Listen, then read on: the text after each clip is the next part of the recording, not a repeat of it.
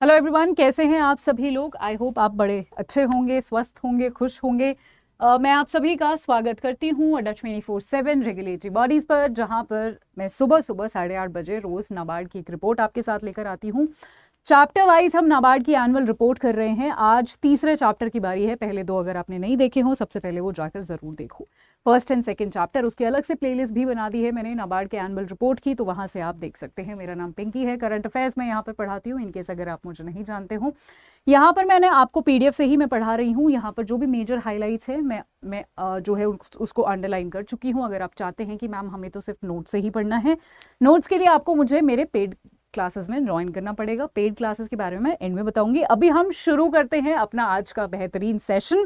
आज छोटा सेशन होगा क्योंकि कुछ कुछ चैप्टर्स ऐसे होते हैं जो बहुत इंपॉर्टेंट होते हैं और कुछ कुछ चैप्टर्स ऐसे होते हैं जो थोड़े कम इंपॉर्टेंट होते हैं। This is one of those chapters, but यहाँ से भी कोई ना कोई फैक्ट आपके एग्जाम में आ सकता है। एक बात बता दूं, फेज 1, फेज 2 और इंटरव्यू तीनों में ही यहाँ से क्वेश्चन आ सकते हैं।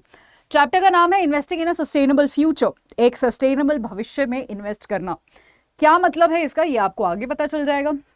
सो आपको पता होगा ह्यूमैनिटी, जो मानवता है, आज के टाइम में बहुत सारे क्राइसिस फेस कर रहा है जी। पॉवर्टी हो गया, भुखमरी हो गया, ठीक है, गरीबी जिसको बोलते हैं, गरीबी भी हो गया, इनइक्वालिटी हो गया, ठीक है, क्लाइमेट चेंज इतना बड़ा एक प्रॉब्लम हो चुका है। ये सारे प्रॉब्लम्स हम फेस कर रहे हैं।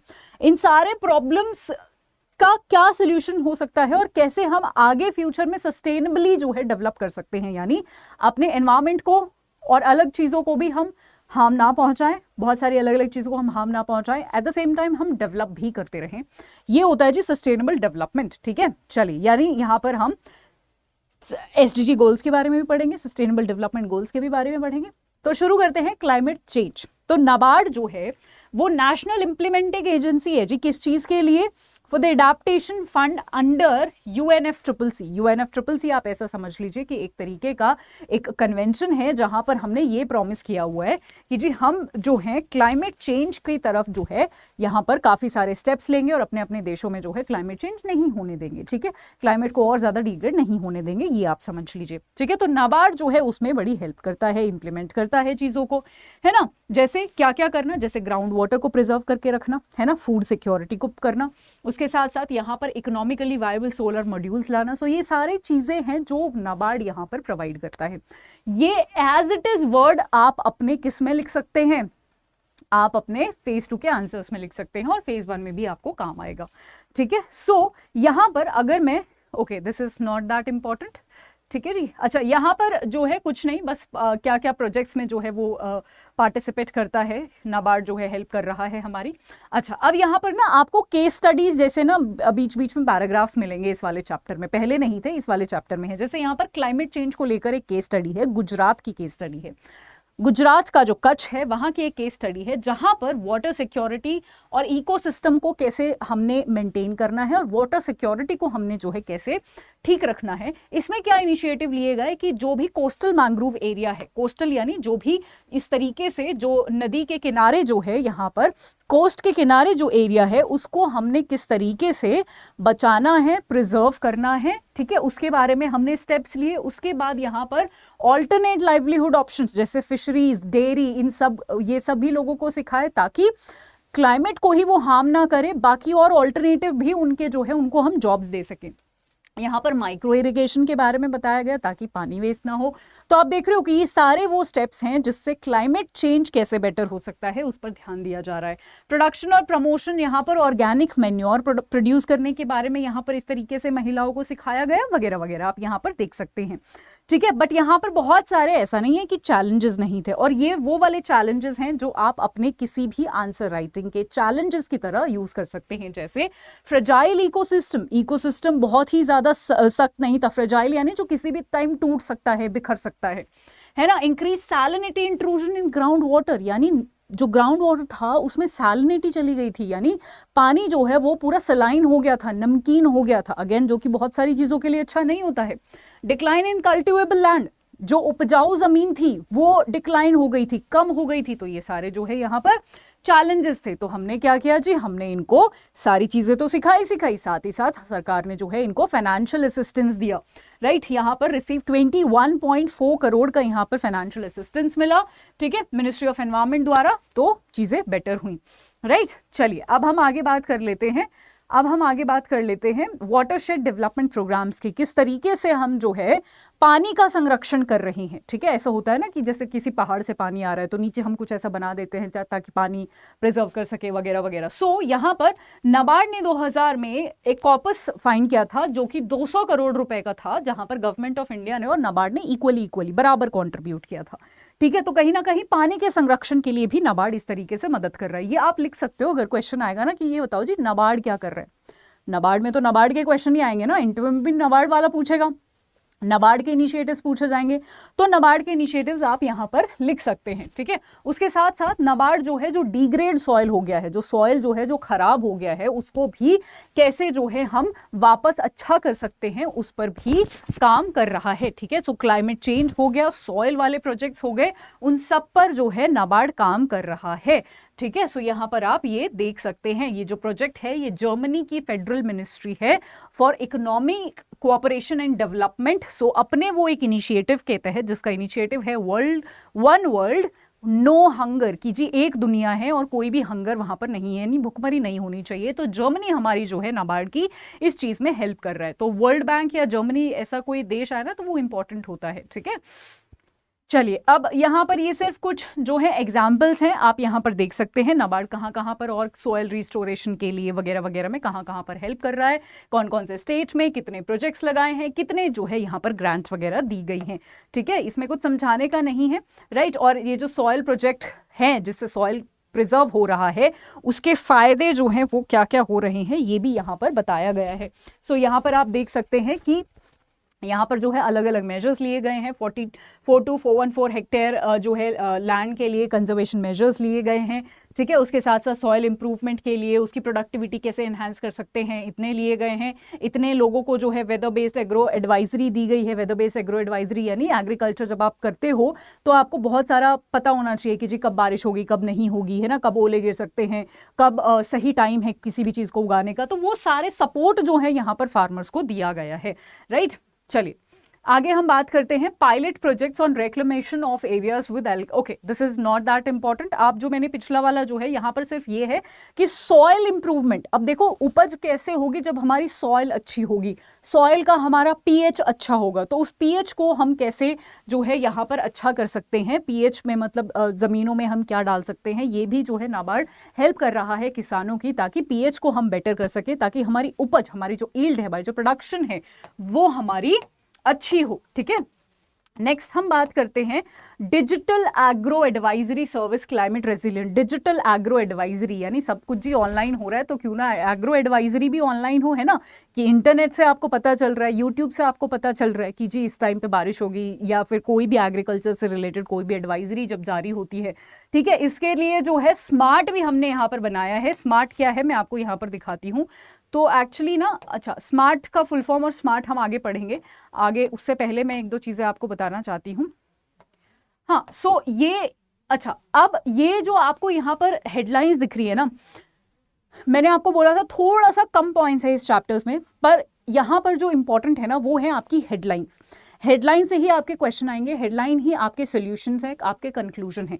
तो आप अगर इन डेप्थ इस चैप्टर के नहीं पढ़ना चाहते, सिर्फ हेडलाइन पढ़ो। Digital agro advisory NABARD provide कर रहा है, जिससे एग्रीकल्चर फार्मर्स को हेल्प हो रही है। स्प्रिंग शेड डेवलपमेंट प्रोग्राम में जो है वो पार्टिसिपेट कर रहा है, हिमालयन और अलग अलग नॉर्थ ईस्ट रीजन के। मॉनिटरिंग जो है वो जियोस्पेशल यानी धरती का जो मॉनिटरिंग है, राइट, उसका कि जी कहाँ पर पहाड़ है, कहाँ पर प्लेन एरिया है, कहाँ पर कौन सी क्रॉप उगनी चाहिए, कहाँ पर किस चीज़ को, कौन सी क्रॉप को क्या ज़रूरत है, इस तरीके के ये जो डिटेल्स हैं ये हमें जियो स्पेशल से जो है यहाँ पर मिल सकते हैं, ठीक है। तो उसके लिए जो है यहाँ पर नाबार्ड भुवन पोर्टल भी बनाया गया है, जो कि हमने जो है यहाँ पर नेशनल रिमोट सेंसिंग सेंटर जो कि इसरो के अंडर है उसकी मदद से यहाँ पर बनाया है नाबार्ड भुवन। तो इसका नाम है क्या, भुवन पोर्टल, राइट। ये इसी के लिए है, जियो स्पेशल। मैं यहाँ पर एक डायग्राम दिखाती हूँ तो आपको अच्छे से समझ आएगा। ये आपको दिख रहा है कि कहाँ पर क्या एलिवेशन है, कहाँ पर स्लोप है, कहाँ पर जो है जियोलॉजी आपकी कैसी है, ज़मीन कहाँ पर कैसी है। तो ये सारी चीज़ें आपको उस जियोस्पेशल एक सर्वे से पता चलेगी, जिससे डेफिनेटली फार्मर्स को भी हेल्प होगी, आपको भी हेल्प होगी कि कहाँ पर क्या आप उगा सकते हैं और बेटर रिजल्ट्स पा सकते हैं। ठीक है, रिजल्ट्स की ही यहाँ पर बात है। ठीक है, और अलग अलग जगहों पर यहाँ पर अलग अलग वाटरशेड डेवलपमेंट प्रोजेक्ट। तो आप देख रहे हो कि कहीं ना कहीं क्लाइमेट को बचाने के लिए क्या क्या कर सकते हैं हम जी। अपने सॉइल को एनहांस करें, ऐसे क्रॉप्स लगाए ताकि जो है हमारा एनवायरनमेंट और ज़्यादा डैमेज ना हो। हम अपने पानी का संरक्षण करें, माइक्रो इरिगेशन करें, है ना। तो इन्हीं सब चीज़ों से तो क्लाइमेट बचेगा। और चैप्टर का नाम क्या है, क्लाइमेट ही तो है। क्लाइमेट चेंज को कैसे हमें कम करना है, सस्टेनेबल डेवलपमेंट करना है। ठीक है, तो आपके जो है यहाँ पर इस तरीके के रिजल्ट्स ये दिखा रहा है कि लैंड यूज कितना है और लैंड कवर कितना है। ठीक है, तो ये जो येलो है ना, जो पहले जो है थोड़ा सा कम था, जो कि अभी ज्यादा हो गया, इसका मतलब क्रॉप लैंड एरिया जो है यहाँ पर बढ़ गया है 2022 में। तो मतलब क्रॉप्स जो है अब वो ज्यादा उगाई जा रही हैं। जो आपको हरे में दिख रहा है ना, ये पूरा फॉरेस्ट वाला एरिया है। जो आपको येलो में दिख रहा है ना, ये 2016 का आंकड़ा है, ये 2022 का आंकड़ा है। तो यहाँ पर जो है, यहाँ पर ये जो येलो में दिख रहा है, ये यानी क्रॉप्स जहां जहां उगाई जाती हैं, यहाँ पर जो है आपको थोड़ा सा बढ़ता हुआ ये दिखाई देगा। ठीक है, सो यहां पर आप देख सकते हैं। तो यहां पर जैसे अगर ग्राफ से समझना हो तो नंबर से देख लो। क्रॉपलैंड जो है 2016 में 436 था, अभी वो 465 एरिया हेक्टेयर में ये नापा हुआ है, बढ़ गया है। ठीक है, तो यानी क्रॉप एरिया जो है हम वो बढ़ा रहे हैं। और ये सारी चीजें हमें जियोस्पेशियल सर्वे से ही पता चलती है, कहां पर क्या नंबर है वगैरह वगैरह। ठीक है, अगर मैं एक और आपको ग्राफ दिखाऊं, यहाँ पर वेजिटेशन का ग्राफ है ये। ठीक है, वेजिटेशन का ग्राफ है कि कहां पर क्या हमने जो है वेजिटेशन कितना करा है। ठीक है, अगेन बहुत ज्यादा इंपॉर्टेंट नहीं है, आप इसको स्किप कर सकते हो। नेक्स्ट है जी ट्राइबल डेवलपमेंट फंड। तो ट्राइबल डेवलपमेंट फंड यानी ट्राइबल्स को हेल्प करने के लिए। सिंपल सा है, ट्राइबल को कैसे हेल्प करो कि आप वहां पर उनको भी अवेयरनेस दो, उनको भी फाइनेंस दो। सिंपल दो तरीके होते हैं कि जी उनको बताओ और उनको पैसे दे दो कि ऐसे करना है। ठीक है, इससे क्या क्या सस्टेनेबल डेवलपमेंट गोल्स पूरे होंगे जी। इससे होगा जी सबसे पहले नंबर 1 गोल, SDG नंबर 1 यानी नो पॉवर्टी।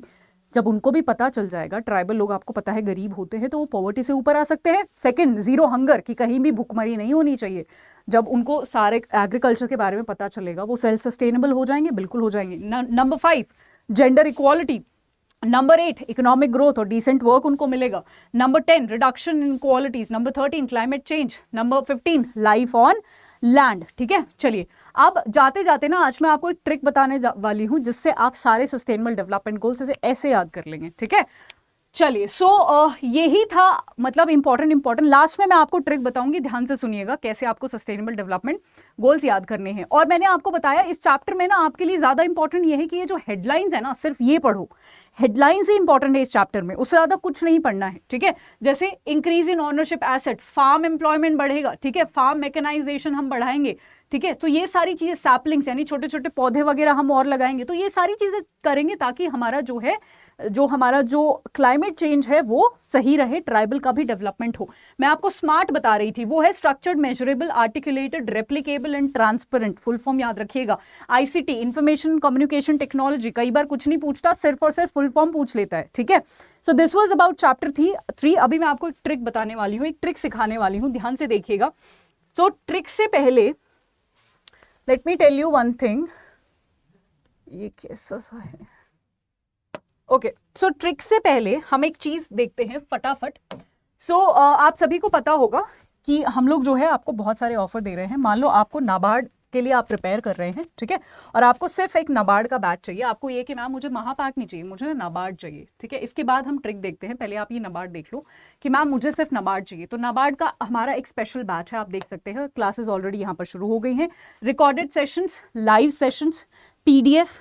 ठीक है, प्रॉब्लम क्या क्या है आपकी, प्रॉब्लम क्या है, प्रॉब्लम है आपकी PDF, प्रॉब्लम है आपका वीकली टेस्ट, प्रॉब्लम है आपके रिकॉर्डेड सेशन, प्रॉब्लम है आपके doubt clearing sessions, live sessions. यही तो प्रॉब्लम है ना, ये सारे प्रॉब्लम इस बैच में आपके सॉल्व होंगे। आपको क्या करना है, सिर्फ और सिर्फ, बैच ऑलरेडी शुरू हो चुका है, लिमिटेड सीट्स है, Y674। ये स्पेशल कोड हमने आपके लिए बनाया है ताकि आपको मैक्सिमम डिस्काउंट मिले। इसको जैसे ही आप अप्लाई करेंगे आपका मैक्सिमम डिस्काउंट यहाँ पर लग जाएगा। ठीक है, अब मैं बताती हूँ कि आपको अगर महापैक के जरिए जाना है, महापैक प्लस जिसमें नाबार्ड इंक्लूडेड है, रेगुलेटरी महापैक उसमें भी नाबार्ड इंक्लूडेड है। ठीक है, या फिर कोई भी एग्जाम हो, जो आपका स्पेशल कोड है वो यही रहेगा Y674। इससे आप खरीद सकते हैं, इसमें आप एनरोल कर सकते हैं और आपको बेहतरीन कंटेंट दिया जाएगा। अब बात कर लेते हैं फटाफट ट्रिक की। चलिए, तो सबसे पहले रिक्वेस्ट है, कॉपी पेन निकाल लो और इस ट्रिक को लिख लो। ठीक है, हमेशा काउंटिंग तो सुनी होगी, काउंटिंग तो पता ही होगा, 1 2 3 4 5 6 7 8, ठीक है। ऐसे ही आज मैं एक आपको नई काउंटिंग सिखाती हूँ जिससे हम सस्टेनेबल डेवलपमेंट गोल, हमारे 17 गोल से 17 के 17 हम ऐसे चुटकियों में याद कर लेंगे। कॉपी पेन लिख के मेरे पीछे पीछे जल्दी से लिख लो। 1 is sun, 2 is shoe, 3 is tree, 4 is score, मेरे पीछे पीछे लिख लेना। 5 इज हाइव, ठीक है। 6 is stick, 7 is heaven, 8 is gate, 9 is line, 10 is hen, ठीक है। जल्दी से लिखो इसको फटाफट।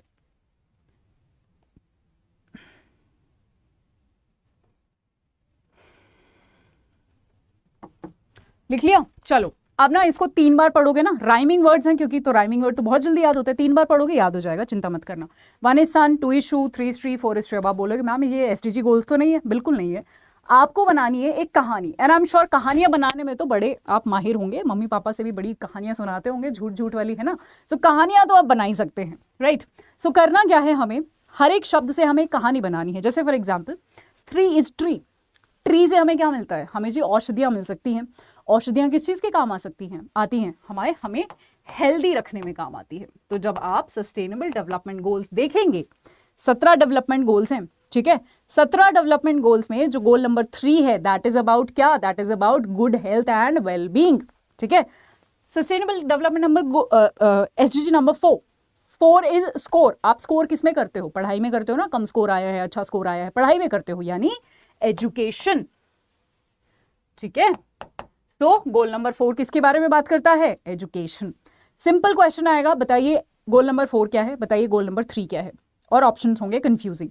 सो आप एक एक कहानी एक एक वर्ड से बनाएंगे, और जो है 10 पॉइंट याद कर लो यार, फिर उसके बाद तो एक आध कर लेना याद। और ये सिर्फ एसडीजी के लिए नहीं है, आपको दुनिया में, आपको जिंदगी में कोई भी किसी भी सब्जेक्ट में 10 पॉइंट याद करने हो, सेम आप ये रखिएगा ट्रिक, और अपनी अपनी कहानियां बनाइएगा, और उससे जो है उन पॉइंट्स को कनेक्ट करके याद कर लीजिएगा। आई होप ये बड़ी इंटरेस्टिंग ट्रिक्स लगी होगी, मुझे कमेंट सेक्शन में कमेंट कर जरूर बताइएगा बट ट्रिक कैसी लगी, ठीक है।